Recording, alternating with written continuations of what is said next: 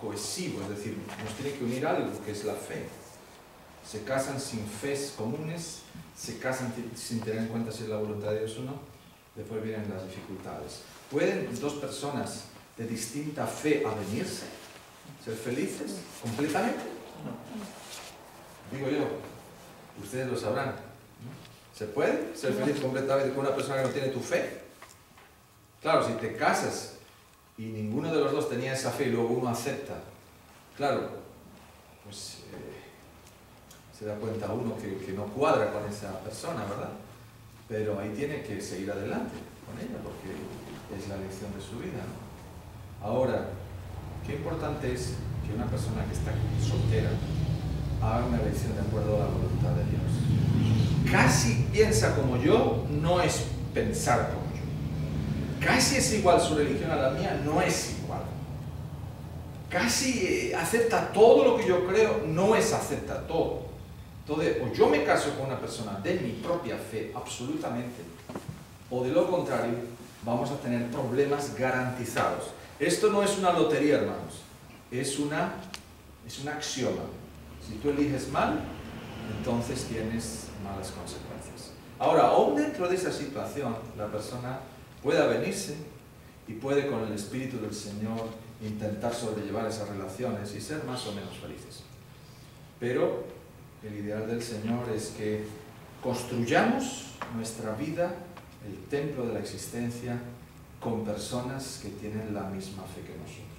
Y aún así no hay garantías al 100%, porque somos diferentes, hombres y mujeres, tenemos caracteres y educaciones diferentes y eso puede fallar. Sí, continuamos con la pregunta número 2. El profeta experimenta algo. Tiene una experiencia muy especial. ¿Qué es lo que experimenta el profeta? A ver. ¿Qué experimenta el profeta? Pablo, sí, por favor. Bueno, aquí el profeta tiene una visión. Y en esa visión ve allí a un varón vestido de lino, ceñido sus lomos de oro. Su cuerpo era como de berilo, una piedra preciosa, su rostro parecía como un relámpago, sus ojos como antorchas de fuego y sus brazos y sus pies como bronce bruñido. Y el sonido de sus palabras era como un estruendo de una multitud. Allí él ve una revelación de una persona, de un ser, pero en una gloria especial. Dice aún más, dice que sus pelos eran blancos como la lana, como nieve, sus ojos como llamas de fuego. Lo vemos también después eso en Apocalipsis. Una revelación similar a la revelación que aquí tiene Daniel, y se refería al Hijo de Dios en su gloria, en su revelación, en su gloria. Es interesante cómo Dios allí se la reveló en visión directamente a Daniel para ayudarlo en esa situación que se estaba planteando. Muy bien, entonces de pronto el profeta tiene una experiencia única, especial, fuera de tono. Eso no tenía precedentes, que se le aparezca al mismo Hijo de Dios. Eso es algo maravilloso, ¿verdad? Y la pregunta nos lleva también a considerar esa aparición que años más tarde tendría Juan, el revelador, en la isla de Patmos. El hermano Pablo, su esposa, mi persona, de los que estamos aquí, tuvimos el privilegio de estar en esa isla, en la isla de Patmos, en Grecia. Y qué lindo fue poder entrar en esa caverna donde dice la historia que Juan recibió la visita de nuestro Señor Jesucristo en el día de sábado. Qué lindo, pero mucho más lindo que estar en esa cueva es recibir la visita. ¿Se puede manifestar el Señor Jesucristo a nosotros como se manifestaba a estos hombres del pasado? ¿Y de qué manera se puede manifestar? Porque a veces estudiamos esto a la distancia, como si fueran experiencias de nuestros hermanos del pasado. Eso fue del profeta, eso fue de una persona de hace 3.000 años, o 2.500, o 2.700. Eso fue propio de aquel tiempo. Las teofanías de antaño no existen hoy. ¿Es verdad o no es verdad? ¿Se puede manifestar hoy Jesús a nosotros? Sí. ¿Y de qué manera se manifiesta Jesús? ¿Quién quiere contestar? A ver, si ustedes no levantan la mano, yo voy a tener la palabra y les voy a preguntar. A ver, Vamos a preguntarle al hermano Danilo, por favor. Sí, hermanos. A veces el Señor Jesús puede manifestarse hoy en nuestro medio a través de un hombre, a través de un hermano. Hay palabras que nosotros escuchamos, hermanos, y yo he conocido personas que por una palabra bien dicha han cambiado el rumbo de su vida. El Señor puede manifestarse en un milagro. ¿Cuántas veces de la noche a la mañana tal vez hemos visto en nuestras vidas peligros y hemos puesto a analizar la situación de la vida y podemos decir, ¿cómo es posible que no me pasó esto? Y yo iba a estar allí. Es un milagro del cielo. Dios nos habla en este tiempo, hermano, nos puede hablar a través de un sueño. Podemos sentir la presencia de Cristo en nuestras vidas. El mismo Dios de la antigüedad es el mismo Dios de este tiempo. Y Cristo está dirigiendo su iglesia hoy para este tiempo. La misma Biblia nos habla de Jesús. Tal vez nosotros podemos recordar de que en ese entonces está la experiencia de Juan en la isla de Patmos. Todavía no estaba escrito el libro de Apocalipsis. Él sintió esa experiencia. Ahora cuando nosotros leemos la Biblia, tenemos que sentir, escuchar la voz de Dios, que Él nos llama en cada momento. A través del Espíritu Santo nosotros también podemos sentir esa influencia, porque el Espíritu Santo es quien nos conduce y nos dirige hacia toda la verdad. Y prácticamente nos muestra la revelación de Cristo en nosotros. Muy bien, entonces el hermano Danilo nos dijo que el Señor se manifiesta en nuestros días como lo hizo en la antigüedad. Y habló de la Biblia, habló de la palabra, habló de una persona que te dice y algo que te ocurre. Concretemos estas cosas. ¿Cómo se ha manifestado Dios a cada uno de nosotros? ¿De qué manera Dios se manifiesta a cada uno en nuestros días? Porque es importante entender esto, porque si uno es cristiano y luego no sabe, hay muchos cristianos que andan desorientados, no saben. Tienen cristianismo de Biblia, de lectura, pero no de vida. ¿Cómo se manifiesta Jesús a ti? ¿Tú tienes esa experiencia? No vamos a contestar así con un discurso, pero sí, brevemente. ¿Hay algún momento en el que tú digas, Dios se manifestó a mí claramente? Yo les cuento una cosa. Un día yo estaba haciendo el culto de casa y estoy leyendo una matutina a mis niños y a mi esposa y dice, hay algunos que están tratando de subir el muro o de escalar el muro por sus propias fuerzas. Pero esto es una imposibilidad, deben dejar todo en las manos de Dios. Esto aparentemente pues está bien, no hay ningún problema. Pero resulta que yo esa noche había tenido una pesadilla y estaba escalando un muro. Yo no podía y me caía del muro. Y venga, intentaba escalar y no podía. Y encima había un toro ahí que me quería topar. Y entonces me desperté así con esa angustia. Y yo entonces leo eso, ¿no? Y dije, esta es la revelación de Dios para mí. Es la revelación de Dios para mí. Yo estoy intentando solucionar cosas por mis propias fuerzas. Escalar por mis propias fuerzas. Y Dios me dice, no, déjalo en mis manos. Ahí se manifiesta Dios.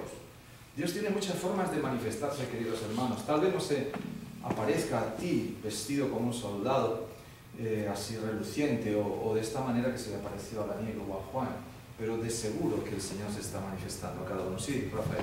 Hermano, en la Biblia podemos ver a JJ, yo le llamo Juan y a Judas. Sí. Los dos andaban con Jesús. Los dos eran discípulos de Jesús. Pero el problema que existía en Judas es que él estaba haciendo su cosa, su relación a su propia forma. Juan, el carácter negativo que tenía Juan, con el mismo carácter negativo que tenía Judas, uno pudo rendirse a Jesús y Jesús lo fue transformando poco a poco el carácter a la imagen de Jesús, que fue a Juan. Ahora, en la otra moneda podemos mirar el carácter negativo de Judas, que no cambió. Judas todo lo que hizo, lo hizo según su propio juicio, sin rendimiento. Amén. Hay un testimonio en el carácter, edificación del carácter de la sierva de Dios que dice, Juan veía sus defectos y con la ayuda de Dios los superaba cada día, luchaba contra ellos. Judas veía sus defectos pero se dejaba llevar por el pecado. Se dejaba llevar por ellos, no hacía ningún esfuerzo para luchar. No es que Dios no le dio posibilidades a Judas. Hay algunos que enseñan que Judas es salvo porque se arrepintió. Y la Biblia dice que él echó las monedas y confesó que había entregado sangre inocente, pero no se arrepintió porque luego se quitó la vida. Tendría que haber pedido perdón para testificar que se arrepintió. Ahora, ¿quién se salvará? ¿Los que no pecaron? los buenos, los inocentes, los que somos mejores. ¿Quién es mejor, hermanos? ¿Quién puede presentarse ante Dios y decir, yo estoy bien, yo soy mejor? ¿Quién? Yo creo que pocos o nadie. Se salvará el pecador que se arrepienta. El pecador que se arrepienta. Como tú bien has dicho, Juan, pecador arrepentido, llega a ser el discípulo del amor. Judas, pecador no arrepentido, se ahorca. Ahora, Daniel es un hombre también con los mismos defectos y pasiones que nosotros, pero lucha. Y el Señor le da una experiencia extraordinaria. Entonces, esta revelación que le da el Señor tiene un efecto sobre Daniel. Entonces pasa algo en su vida, en su experiencia, pasa algo. ¿Y quién lo levanta de esa situación? Pregunta número 3. Y quiero que me den una comparación con esta propia experiencia. Hay una comparación con alguien que también le pasó lo mismo, ¿no? Sí, hermana Eva.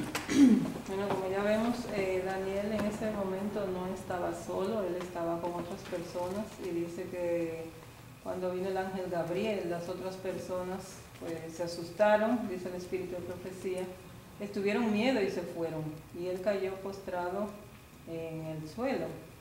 Entonces el ángel Gabriel le toca y le dice, levántate, porque se sintió muy mal.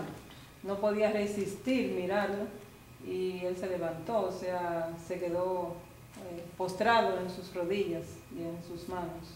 Y ahí vemos el poder de Dios. Y qué bonito, me llamó mucho la atención cuando el ángel le dice, tú eres un hijo amado. O sea, y le está diciendo un hijo amado como individualmente, ¿no? Porque sabemos que Dios nos ama a todos. Y es muy bonito ver cómo él fue escogido por Dios, porque él seguía lo que Dios le pedía. Él seguía la ley de Dios, él era obediente, Daniel fue obediente. Entonces nos damos cuenta de la diferencia, que todos los beneficios que nosotros podemos recibir cuando escuchamos la voz de Dios, cuando hacemos lo que Dios nos pide, muy diferente cuando nosotros somos solamente oidores y no somos hacedores de la palabra de Dios. Muy bien. Gracias, hermano. Entonces hay 3 elementos importantes a analizar en esta experiencia. Daniel tiene una visión. Estaba con otras personas. ¿Todos vieron esa visión? ¿Todos tuvieron la misma experiencia? Ok. Hoy en la iglesia hay personas que pueden tener una experiencia muy especial con el Señor y otros que estemos al lado, que estén al lado, no. Cuando caiga la lluvia tardía, caerá sobre toda la iglesia. Es decir, que uno lo recibirá y otros no. Ahora, qué interesante es esta deducción. Si esto es así, tenemos que prepararnos y decir, Señor, yo quiero estar incluido, ¿verdad? No quiero ser de esos que están con alguien que tiene una experiencia contigo y ellos no entienden, ellos no saben y se van. Y se van, ¿no? Sí, hermano. Sí, hermano.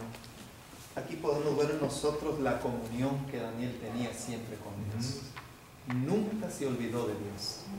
Dio testimonio en Babilonia y también dio testimonio aquí en Medo-Persia. Recordemos nosotros la crisis que Daniel pasó en esas varias épocas del cautiverio del pueblo de Dios.